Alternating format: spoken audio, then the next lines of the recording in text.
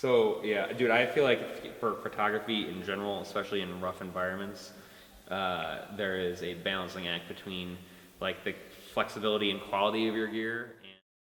My name is Mikottis. I've been caving for about 8 years. My specialty is photography of historic abandoned buildings, and I've been digging into, or taking a crack at, as you could say, cave photography over the last, this year I started.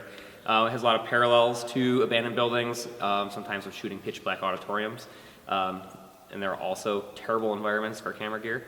So definitely a lot there. And so here for this picture, basically for my vision, my photography style is I like to have dark contrast between, I like to have deep shadows and dark blacks.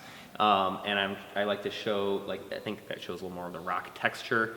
I enjoy having, I don't typically do photography of people, but in caves, the scale is completely arbitrary unless you have a figure in there, and so I like throwing a figure in the cave photos.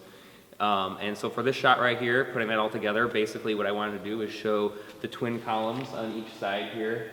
I wanted to show scale by putting myself in here, in between the two columns, and then I wanted to have a really dark shadow in the back behind that column to set up a really strong foreground background. And then I also wanted to have so I'm the subject, but you also have secondary subjects of the columns, of one in front, one in back, and so I wanted one to be darker than the other. And so this one right here, where I am standing in the photo, is more appropriate to be lit up a little bit more. And so that was the vision there, and then this one just to have just enough information to pull some rock textures out. And so to accomplish this, I'm shooting on a Canon EOS M, which is a full-frame digital camera, and I set it up on a tripod. I ended up with a 25-second timer.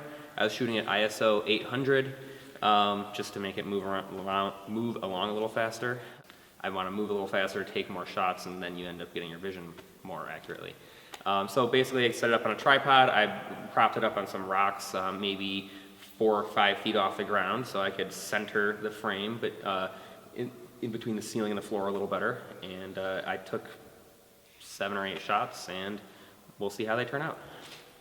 So there you go, that's my vision.